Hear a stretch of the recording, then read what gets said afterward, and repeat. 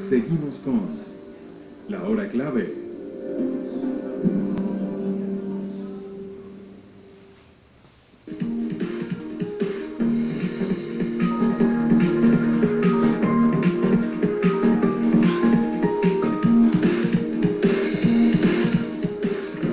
Bueno, aquí tenemos con nosotros a Richard López, tal como les habíamos anunciado, es profesor del Instituto Pedagógico de Caracas y nos encanta traer gente del pedagógico.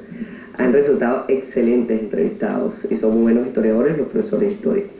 Bueno, hay un detalle con este decreto de garantías que es bien interesante. Si normalmente nosotros estamos acostumbrados en nuestra era, en nuestras generaciones, a escuchar decretos que suspenden las garantías. En el caso de este decreto de garantías de Falcón, fue un decreto, Juan Crisóstomo Falcón, fue un decreto justamente para no solamente establecer, sino afianzar y proteger esas garantías. ¿A qué se debió ese movimiento en aquel momento? Sí, bueno, muchas gracias por la invitación. Este es un decreto que tiene una gran impronta en la historia venezolana. Primero porque viene de una otra manera dentro de una tradición histórica constitucional, desde 1811 hasta 1999, o sea, eso no ha parado. Pero ese decreto de garantías de 1863, 18 de agosto, que además va a pasar íntegramente a la Constitución un año después, de 1864, se va a centrar en enaltecer al individuo, que es el planteamiento central del liberalismo, porque las constituciones venezolanas desde 1811, y hay que decirlo, hasta la de 1999, no objetan al individuo y son culturalmente liberales, por lo menos desde el punto de vista político. Entonces, lo que va a ocurrir con ese decreto de garantías es que va a reafirmar y va a extender esa dimensión en la cual enaltece al individuo. Por eso es que cuando uno lee el decreto de garantías, uno observa que reincide constantemente en proteger a esos individuos. Prohíbe la esclavitud, pero además que prohíbe la esclavitud, dice para siempre. Eso, por cierto, tiene una razón histórica. Cuando dice prohíbe para siempre la esclavitud, es porque eso tiene que ver con la vuelta de los godos o los conservadores al poder. Cuando los conservadores vuelven al poder, dentro de la mentalidad del venezolano del XIX, ellos estaban pensando que estos conservadores querían reeditar el esclavismo.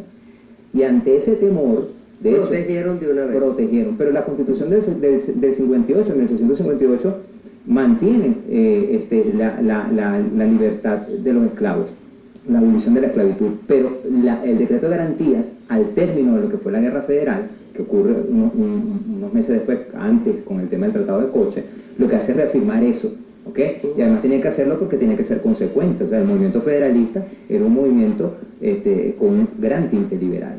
No, además era unos momentos terribles de aquellos caudillos y donde nos habíamos estado matando constantemente, y era como una especie de oda a la vida, porque de alguna manera tiene que ver con gente que quería, que cuestionaba la existencia y la vigencia de la pena de muerte, ¿no? Tal cual.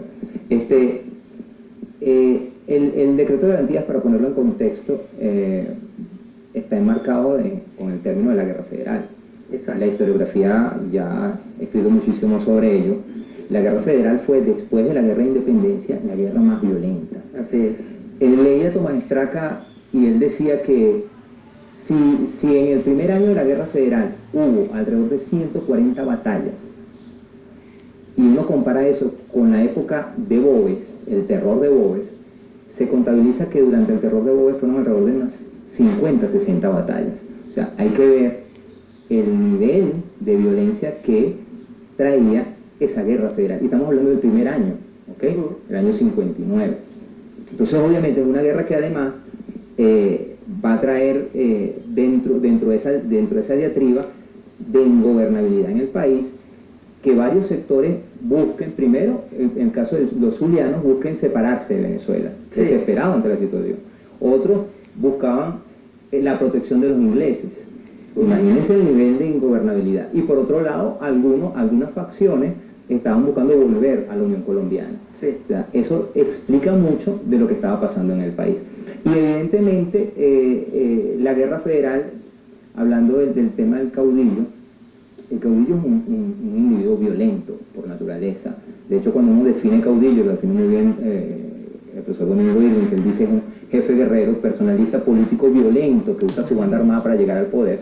Bueno, en la política venezolana de 1830 hasta 1859 contó con la figura del caudillo, pero no significa que después no. Claro, lo que pasa es que el caudillo hasta 1859 era un caudillo que tenía esa relación con las familias coloniales. Y que se empeña hasta nuestros días en mantenerse en nuestra política. Sí, con la figura del militar, que en este caso el militar pretoriano, porque aunque hay alguna bibliografía especializada que habla de pretorianismo histórico en el siglo XIX, es un pretorianismo histórico, pero no es un pretorianismo militar, porque el pretorianismo histórico entiende que el ejército era tan de papel como la Constitución, y no podía, como era tan de papel como la Constitución, no era tan efectivo como para ejercer presión dentro del ámbito civil. Pero ¿quién lo hacía? ¿Quién hacía las veces de Fuerza Armada? ¿O quién hacía las veces de ejército? El caudillo. Aquí tenemos a Douglas Pérez que escribe al invitado: ¿podría usted decir que tanto garantías como escenarios para protegerlas se han mantenido en el tiempo? ¿Por qué sí y por qué no?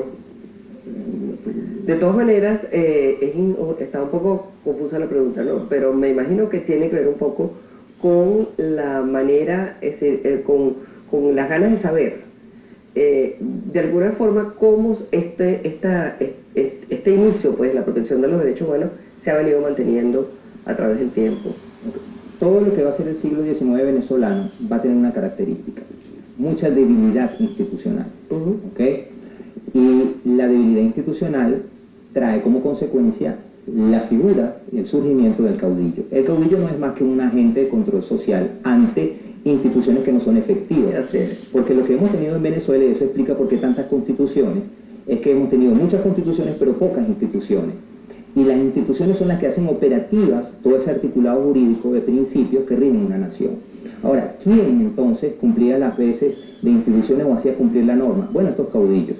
No es falso que Páez se cuidó mucho de cumplir la norma.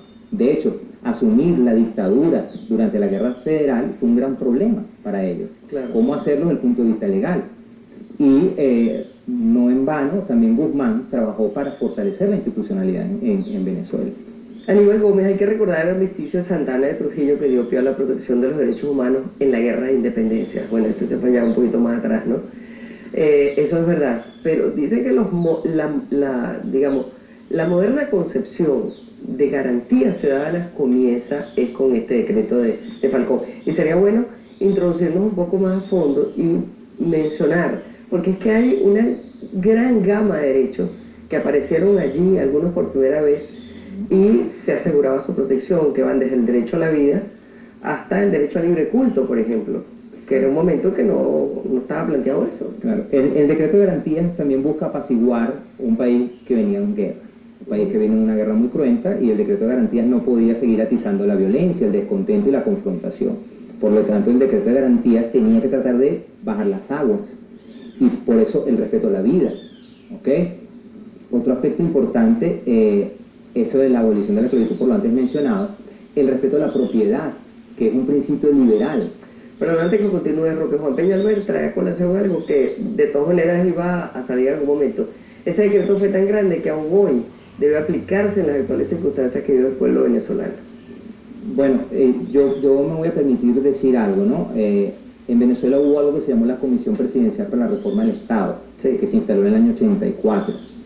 Y en los cuadernos de la COPRE se dice, de hecho la reforma se planteaba dentro de una misma constitución, que era la Constitución del 61, y ahí se decía que más allá de una nueva constitución, de nuevas leyes, había que empezar a cumplir la ley.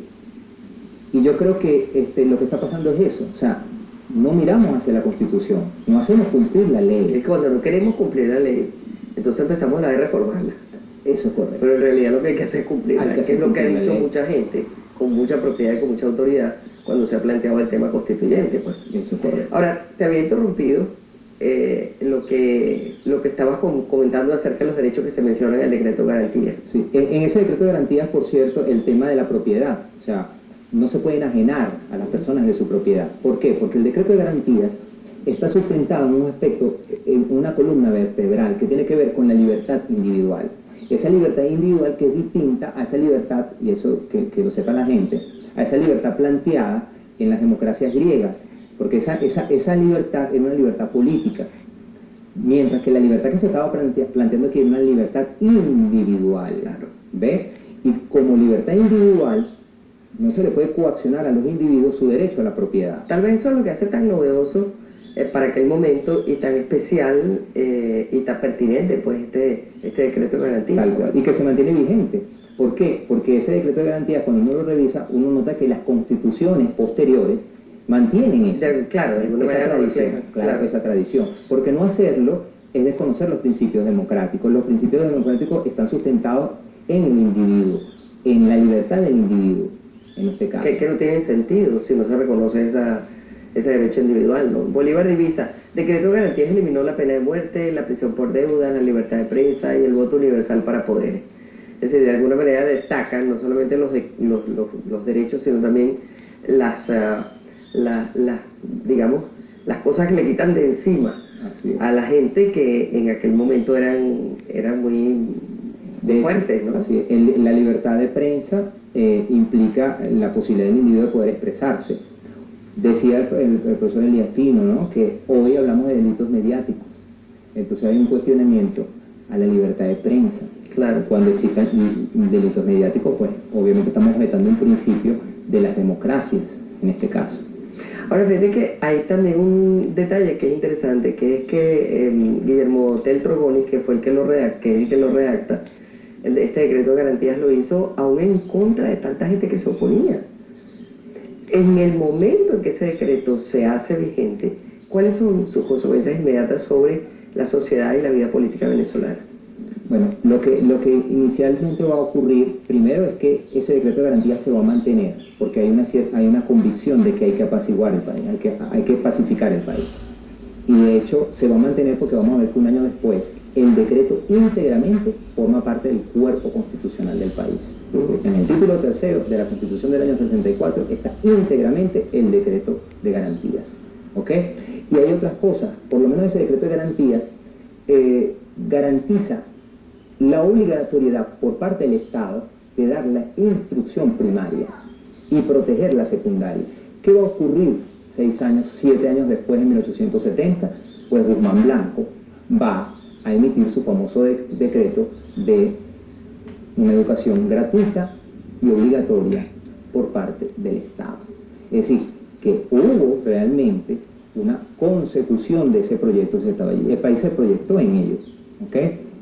Y realmente estos hombres que vinieron eran hombres con visión de país, porque yo creo que esos 5 años que vivimos, que fueron años, dicen los estudiosos de relaciones civiles y militares, que esos 5 años fueron de caudillismo anárquico, ¿ok?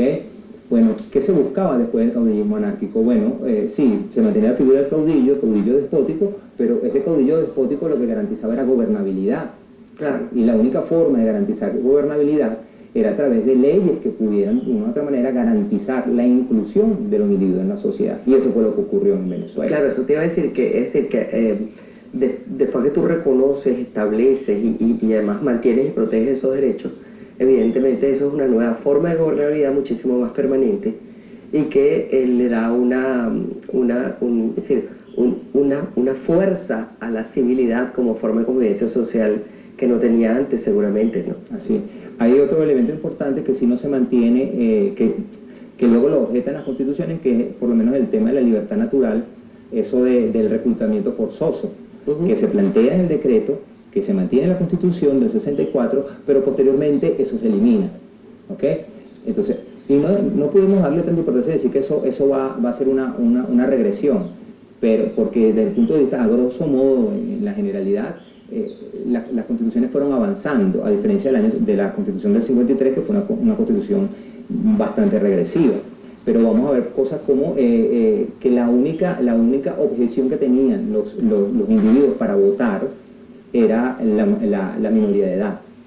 Entonces ahí se avanzó muchísimo. Por supuesto. Y luego vamos a ver que en el año 47, la Constitución de 1947 va a dar un paso también trascendental, que es dar el voto universal, directo y secreto. A pesar de las regresiones, como tú dices, hubo en algunos segmentos de la historia. Eso, tal cual. Muchísimas gracias, Richard, por haber estado aquí con nosotros y habernos acompañado aquí en la hora clave para este interesante tema. Vamos a la pausa y regresamos para la parte final.